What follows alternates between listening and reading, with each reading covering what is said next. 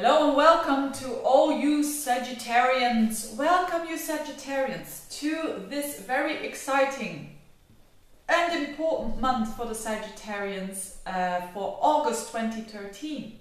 I'm going to start straight away.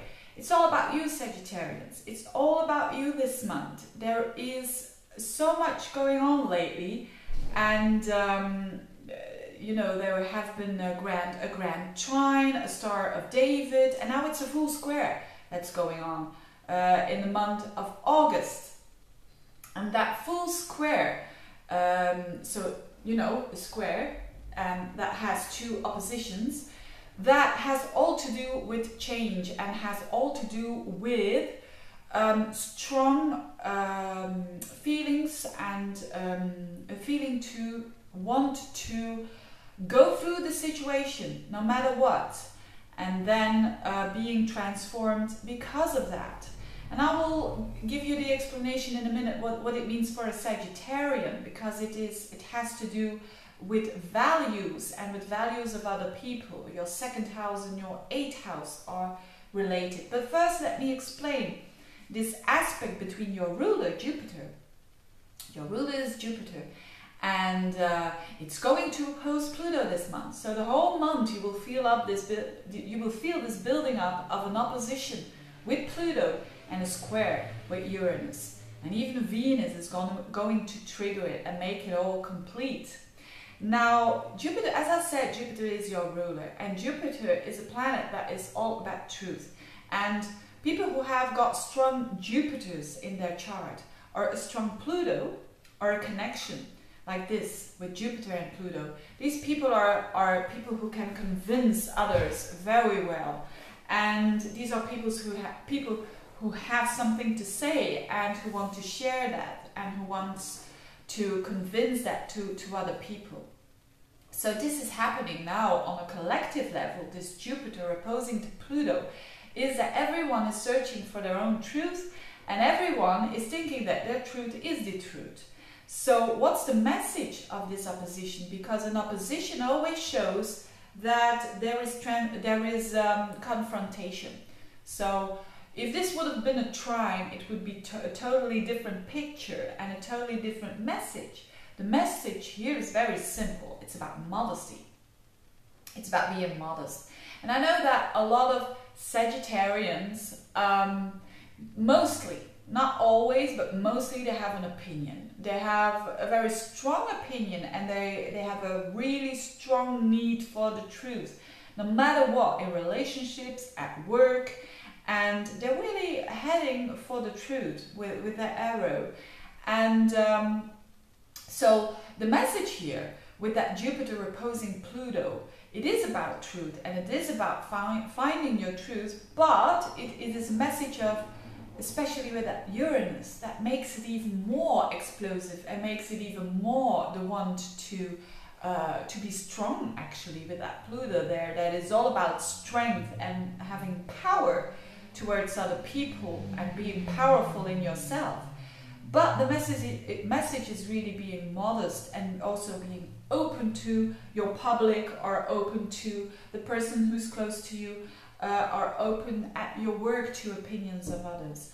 Because if you don't do that, you won't be successful. You will have how do you call that? You will have it will block you.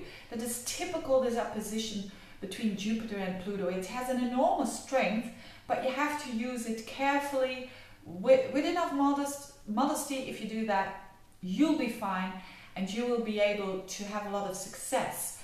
And where will this success be possible? I will explain this now.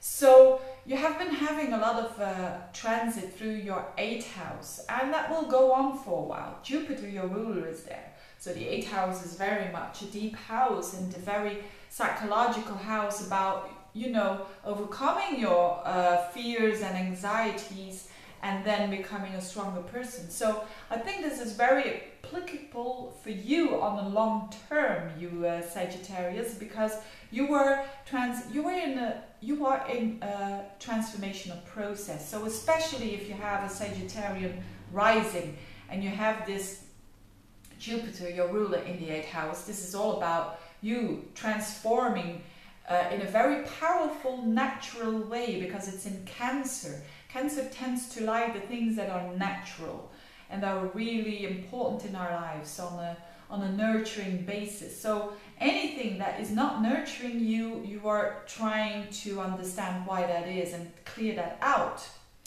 So for Sagittarians, it is really an opportunity to, because the square happens in your 2nd and your 8th house, these are financial houses. So for some Sagittarians, there is happening something with other people's money, maybe with tax department. It's going to give you a return. I really hope they do. I have a Sagittarian rising myself, so that would be nice. And so it is possible that because of the struggling and because of the effort you did already a long time ago, that now there is a culmination that money is coming to you, but with the effort and with the modesty. On another level, of course, it won't be for every Sagittarian be important on a financial level. For other people, it is about intimacy, and it is about being close to the person who is close to you, and even if you are single, thinking about this, thinking about why you are single, and probably really feeling that you need intimacy and that you are really heading towards that. And if you start a new relationship, it will probably be a very intense one, and a very one that is based on friendship as well, because you've got Venus in that square in your 11th house, the house of friendships for you. So so if you start a new relationship, it's going to be intense, it's going to be fresh, and it's going to be very much an emphasis on friendship, which is important. And if you're struggling with a relationship, it's now the moment to really look very deeply into yourself, but also looking at the values of that person who is close to you. And again, using that modesty and really trying to, not saying to them, but really trying to think, okay, what is their truth? And why am I so rigid against my own truth? These are questions that are really, really important during the month of August for the Sagittarians. And they can have a lot of success. And of course, success, it's not always money. It can be successful in growing. And you know all about that, don't you, you Sagittarians? So I think that is a lot to think about for the month of August. And remember, if you try to you are at a point that you can really use a language that everyone understands in your communication. But as long as you stay open, and as long as you stay, you know, with feet on the ground and with being very humble, then you can really convince, you know, people at work, especially the later part of this month with Venus there. Sorry, not the later part of the month, the beginning of the month, with Venus there in your 10th house. If you want to convince people, you are very charming. Even if you're a person and you say, well, I'm not really charming, well, it reflects Venus in the 10th that you have charm and you have this diplomacy around you during the beginning of the month. So if you want to achieve something at your work, it's a good time. Having said all that, just a tiny little different thing that I want to talk about is, if you want to, this is a stone, and I forgot to look up the name. It's a stone with little insects in it. In my language is Barnstein, but I forgot what it means.